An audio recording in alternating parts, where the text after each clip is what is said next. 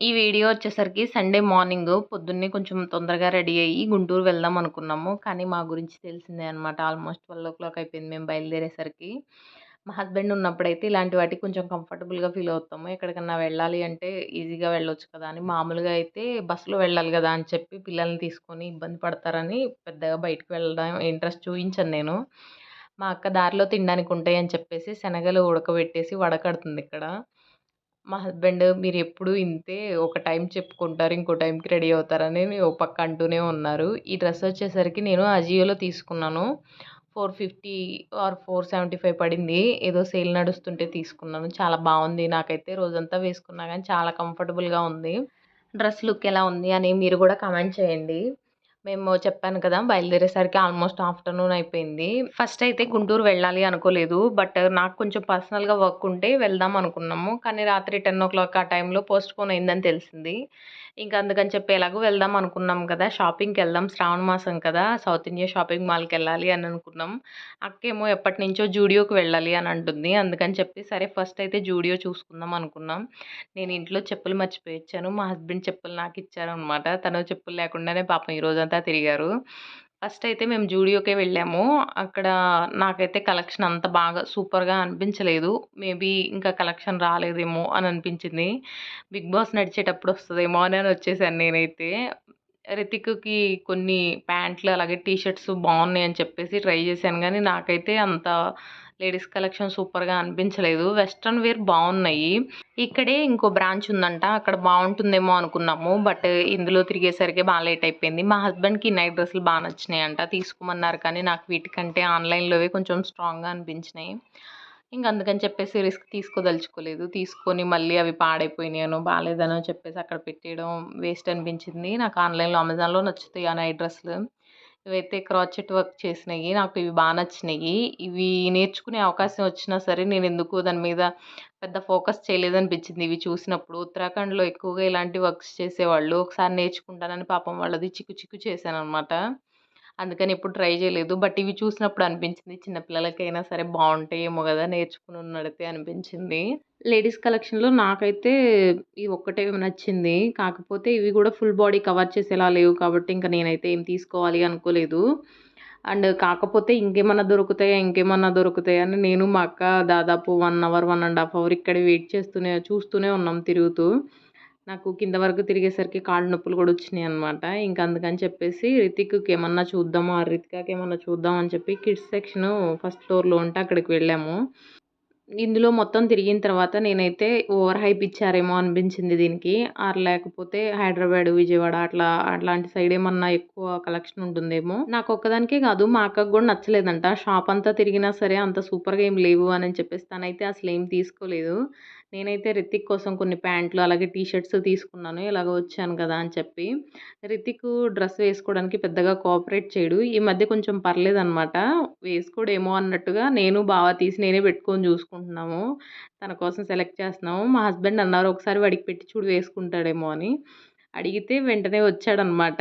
కానీ ఫేస్ చూడండి ఎలా పెడతాడో. చాలా స్టిఫ్‌గా నుంచుంటాడు. ఎలా ఉంది? ఏంటి? కనీసం నవ్వుతూ కూడా ఉండడనమాట. కొంతమందికి ఇంట్రెస్ట్ ఉంటుంది కొత్త బట్టల మీద. కొంతమందికి ఉండదు. రితిక్ ఉంటుంది గానీ, బట్ వేసుకోవాలంటే కొంచెం చిరాకుగా ఫీల్ అవుతాడు. ఎంతైనా ఉతికిన బట్టల్లో కంఫర్టబుల్‌గా ఉంటాడు రితిక్. నాకు షాప్ మొత్తంలో ఈ బ్యాగ్స్ నచ్చినాయి. నేను తీసుకుంటానని ఒకటి తీసుకొనొచ్చాను కిందకి. మా వాళ్ళకి ఎవరికీ నచ్చలేదనమాట. "ఏం బావుందది తీసేసేయి" అని అన్నారు. ఇంక అందుకని చెప్పి నేను అక్కడే పెట్టేసొచ్చాను. నాకైతే చివరికి కాళ్ళు నొప్పులు పుట్టినాయి. తీసుకున్న వాటికి బిల్లేయిస్తానని ఇంక మా హస్బెండ్ వెళ్లారు. నేనైతే అక్కడ కూర్చోడానికి ఉంటే కూర్చున్నాననమాట. ఈ రితికాకి గూడా పెద్దగా ఎక్కట్లేదనమాట ఇక్కడేమి. మామూలుగా అయితే ఏమన్నా చిన్న చిన్న బొమ్మలు డీమార్ట్ లాంటి వాటిల్లో అయితే బొమ్మలు ఆర్ ఇంకేమైనా ఎక్కువ కలెక్షన్ ఉంటుంది గదా! చూస్తూ అయినా ఎంజాయ్ జేస్తారు. ఇక్కడేం పెద్దగా లేకపోయేసరికి రితిక్‌కి గూడా నచ్చలేదనమాట. వెంటనే బయలుదేరేసాము ఇంక అక్కడి నుంచి. అప్పటికే 12కి స్టార్ట్ అయిన వాళ్ళం మేము. 3:30 అయిపోయింది. ఇంక అన్నం తిందామని చెప్పేసి ఏదైనా మంచి రెస్టారెంట్ ఉందేమో అని చూస్తే ఇదుంది. ఇక్కడికొచ్చేసరికి వెతుక్కుంటూ 4 అయిపోయింది. పిల్లలు గూడా రైల్ రెస్టారెంట్ అని చెప్పిన వెంటనే కొంచెం ఓకే. ఎక్సైట్ ఫీల్ అయ్యి పైకెళ్ళాము గానీ, అక్కడికి వెళ్ళిన తర్వాత తను టైం అయిపోయిందని చెప్పారు. సో, మళ్ళీ మేము అక్కడి నుంచి వెనక్కెళ్ళాము. మా హస్బెండు, మా అక్క ఇంకా మళ్ళీ షాప్స్ గూగుల్‌లో చూస్తూనే ఉన్నారు. I mean restaurants. ఏది బాగుంటుంది అని చెప్పి. మా హస్బెండ్ ఇంకా చెప్పులు కొనుక్కోలేదనమాట. ఏ అవసరం లేదు, ఏం కాదు అనుకుంటా అలానే తిరిగారు పాపం ఈ రోజంతా. మా అక్క గూగుల్ చేస్తూనే ఉంది. ఎందులో బావుంటుంది, ఎక్కడ బావుంటుందని. అన్ టైమ్ అయ్యేసరికి అన్నీ అంత చూయించట్లేదనమాట. అన్నీ క్లోజ్డ్ అట్లా చూపిస్తుంది. సో, తర్వాత మేమింకా మయూరా అని ఇక్కడికి వెళ్ళాము. నిజంగా అసలు ఫుడ్ వర్త్ కాదనమాట. మేము కట్టిన కాస్ట్‌కి మేము తిన్న భోజనానికి రెండిటికి అసలు కంపారిజనే లేదు. మాకైతే చద్ది అన్నం పెట్టినట్టు అనిపించింది. బిర్యానీ ఎప్పుడుదో మార్నింగ్‌దా లేకపోతే నిన్నటిదా అనిపించింది. సో, నాన్ వెజ్ అన్నా బావుందేమో అని మా హస్బెండ్‌ని అడిగితే తేజ, రితిక, మా హస్బెండ్ ముగ్గురు నాన్ వెజ్ ఆర్డర్ చేశారు. నాకు లోపల యాంబియన్స్ కూడా ఏమంత నచ్చలేదు. బావని నేను వెజిటబుల్ బిర్యానీ ఆర్డర్ చేశాము. అక్క పన్నీర్ ఫ్రైడ్ రైస్ ఆర్డర్ చేసింది. మా హస్బెండ్ చికెన్ బిర్యానీ ఆర్డర్ చేశారు. అండ్ నాటుకోడి పులుసు, అలాగే తేజకి ఫ్రాన్స్ అంటే ఇష్టం అని చెప్పి ఫ్రాన్స్ కర్రీ కూడా ఆర్డర్ చేశాము. ఏది అంత బాగా అనిపించలేదు.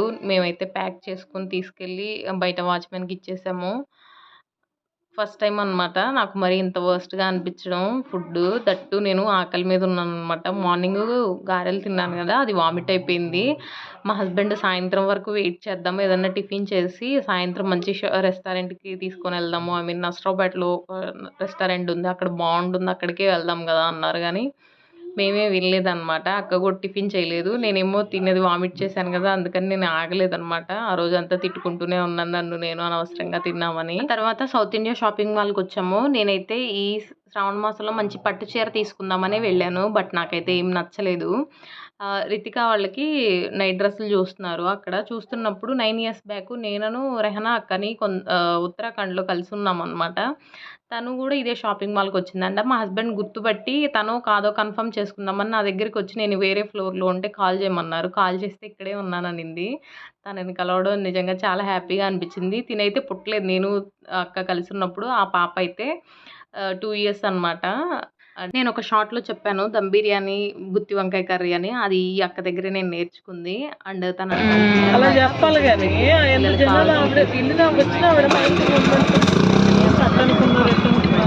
చేస్తే ఎట్లా అసలు టీ తాగాము. అక్కడ టీ అంత బాలేదంట. మా హస్బెండ్ ఇక్కడ ఎందుకు ఆపమన్నారు అని చెప్పేసి నాకు మంత్రాలు చదువుతున్నారు.